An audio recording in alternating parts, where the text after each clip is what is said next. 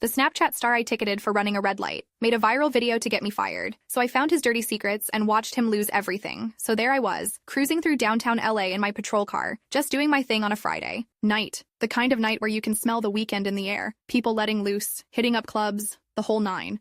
I'd been with LAPD for about 5 years by then, and let me tell you, Friday nights always bring out the wild ones. I'm sipping my gas station coffee, that nasty stuff that tastes like it's been sitting since Tuesday but keeps you going, when this bright yellow Porsche 911 comes flying through an intersection. And I mean flying. Light was redder than my aunt's lipstick at Christmas, no debate. I flipped my lights on and pulled out behind him. Dude didn't even try to stop until he reached this trendy nightclub about half a block up. The license plate said Snaps. Should have been my first clue this wasn't going to be your average traffic stop. As I walked up to the driver's side, I could already hear the bass thumping from the club, some Drake song everybody was obsessed with that summer. The window rolled down, and there he was. Green bandana tied around his head, neck covered in tattoos, and his iPhone already recording me. "Yo, what's good, officer?" he said, flashing this smile that probably got him out of trouble with most people. "Not tonight, buddy. License and registration, please," I said, keeping it professional. My body cam was rolling, standard procedure. "You know who I am?" he asked, still filming. "I'm Lucas Wynn. I got 7 million followers on Snapchat. This'll get mad views." I just stood there waiting. "License and registration, sir." He sighed dramatically for his phone camera. "I just tapped the brakes at that light, come on. Yellow means slow down, right? It was red, sir, for at least 3 seconds before you entered the intersection." "Whatever. My followers are gonna love this." He reluctantly handed over his license, but kept filming. "Officer," he squinted at my badge. "Gray is harassing me for no reason, y'all." I took his information back to my cruiser to run it through the system. Clean record, surprisingly. I wrote up the ticket for running the red light, standard $490 fine in California. Nothing personal, just doing my job. When I returned, his attitude had gone from cocky to downright hostile. Before I could even explain the citation, he was back on his phone. "This cop is straight up targeting me, looking for clout off my name. Sir, I need you to sign here acknowledging receipt of the citation. This is not an admission of guilt." That's when things went sideways. "Nah, I ain't signing." "Shit," he said, stepping out of the car. "This is harassment. You know how much I make in a day? More than your yearly salary, bro." "Sir, please get back in your vehicle." He ignored me, now live streaming to his followers. "Y'all seeing this? LAPD power trip right here. Last warning. Return to your vehicle, or you'll be placed under arrest for failure to comply." For a light that was barely red, this is some bullsh. I cut him off. "Sir, the light was fully red. Your signature only confirms you received the ticket." That's when he stepped into my personal space, phone inches from my face. "You have no idea who you're messing with," he said, voice low and threatening. Then he shoved me. Not hard, but enough. Game over. "Sir, you're under arrest for failure to comply with a lawful order and assaulting an officer." "Get your hands off me," he yelled as I secured his wrists. "This is gonna go viral. You're finished." As I read him his rights, I had no idea how right he was. Update. Thanks for all the support, folks. Reading your comments is keeping me sane through this nightmare. The department has my back for now, but the social media storm is getting worse. His followers found my address somehow. Anyone else deal with doxing from entitled influencers? Should I be worried about my family's safety? More details coming. By Monday morning, my face was everywhere. Lucas had posted a heavily edited version of our encounter, cutting out his refusal to comply and the shove. In his version, I was some power-hungry cop who arrested him for literally nothing. The video had over 2 million views already. My phone started blowing up with texts from fellow officers and friends asking if I'd seen it. Of course I had. It was impossible to miss. Some local news outlet even picked it up with the headline, "Social media star claims police brutality over minor traffic violation."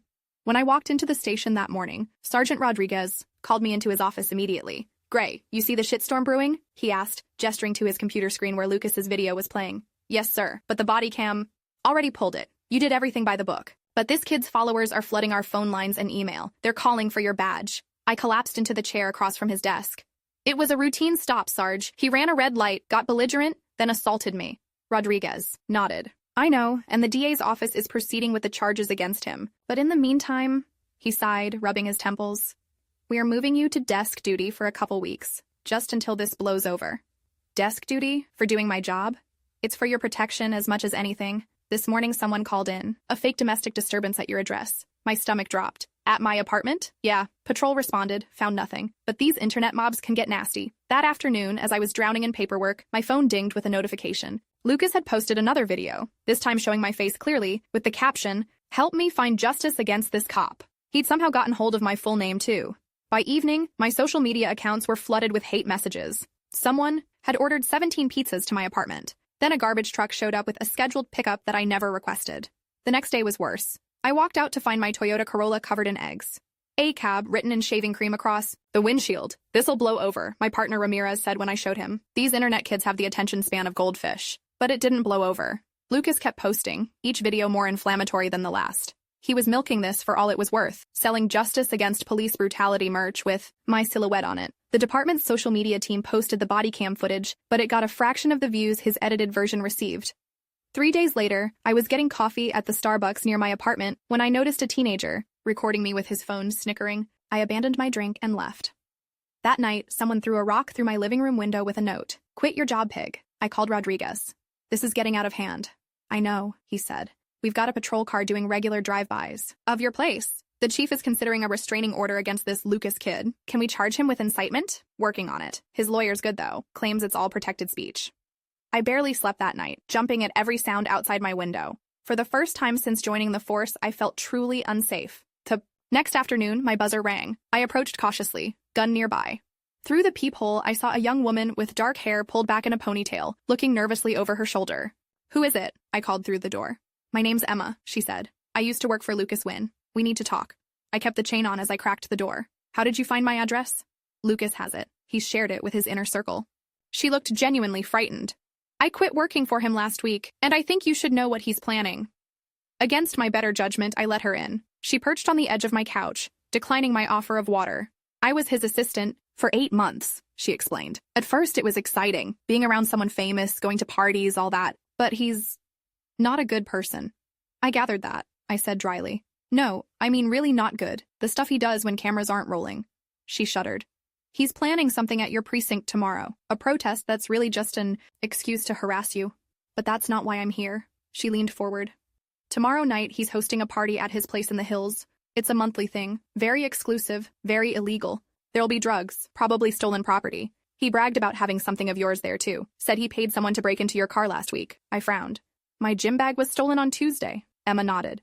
"He's got it. Says it's his trophy from the cop who tried to ruin him." "Why are you telling me this?" "Because last month at one of these parties, a girl overdosed. Lucas paid everyone to keep quiet and had his security dump her at an ER across town. No one did anything." Her eyes welled up. "I can't be part of it anymore." She gave me the address and time of the party, then left as quickly as she'd come. I immediately called Rodriguez and relayed everything. Part of me wondered if it was a trap, but Emma seemed genuinely scared of Lucas. "We'll look into it," Rodriguez promised. "If she's telling the truth, we might finally have something solid on this kid." Update. Y'all are amazing with your support and advice. Several of you guessed right. Emma's tip was legitimate. The department got a warrant based on her statement and other evidence they'd been gathering. I'm not supposed to share too many details because it's an active case, but tonight's the night of the raid. Anyone else feel weird being on this side of a high-profile case? What would you do if you were me? The next day, just as Emma predicted, about 30 of Lucas's followers showed up outside the precinct with signs calling for my termination. Lucas himself was front and center, live-streaming the whole thing. I watched from inside as uniformed officers kept them contained to the sidewalk. Lucas kept pointing at the building, no doubt telling his followers I was hiding inside. He wasn't. Wrong. While that circus was happening out front, Detective Alvarez was securing a warrant based on Emma's statement, my stolen property report, and some previous complaints against Lucas that had never gone anywhere. "Got it," Alvarez announced that afternoon, waving the signed warrant. "Judge Patterson came through. We move at 11 p.m. when this party's in full swing." At 10:30 that night, I sat in an unmarked car 2 blocks from Lucas's Hollywood Hills mansion. I wasn't supposed to be there. Rodriguez had been crystal clear about that, but I'd convinced Alvarez to let me observe from a distance. No way was I missing this. Through my binoculars, I could see cars arriving. Benzes, Ferraris, even a Bentley. The house was lit up like Christmas, music pulsing so loud I could feel it from my position. At exactly 11:02, 3 police vans and 5 patrol cars swarmed the property. I watched as officers in tactical gear secured the perimeter, while others entered with the warrant. What happened next was better than any Netflix show. People came pouring out every exit, many half-dressed, trying to escape. Officers rounded them up in the massive front yard. Lucas was among the last to be brought out, wearing silk pajama pants and no shirt, hands cuffed behind his back. Even from my distance, I could see the shock on his face as reality crashed down around him. The raid yielded exactly what Emma had promised: cocaine, MDMA, unregistered firearms, and, most satisfying of all, my stolen gym bag sitting in Lucas's trophy room, along with other items he'd apparently taken from people he had feuds with. But the real jackpot was his computers and phones.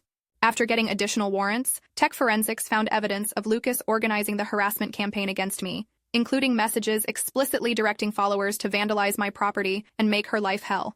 They also found messages about the girl who'd overdosed, confirming Emma's story. The DA was building a case that included possession with intent to distribute, receiving stolen property, witness intimidation, conspiracy, and, most seriously, accessory after the fact relating to the overdose incident. Lucas posted bail, but his legal troubles were just beginning. His sponsors dropped him one by one. His follower count plummeted as the real story came out. 2 weeks later, I was back on patrol duty. The internet had moved on to other outrage, and the hate messages had dwindled to almost nothing. The department issued a formal statement supporting my actions during the traffic stop, and even some of Lucas's former followers were sending apologies to my work email. 6 months later, Lucas took a plea deal, 3 years in state prison, with possibility of parole after 18 months. His social media empire had crumbled. His mansion was on the market to pay legal fees. I testified at his sentencing hearing, looking him directly in the eye as I described the harassment I'd endured. For once, he had nothing to say.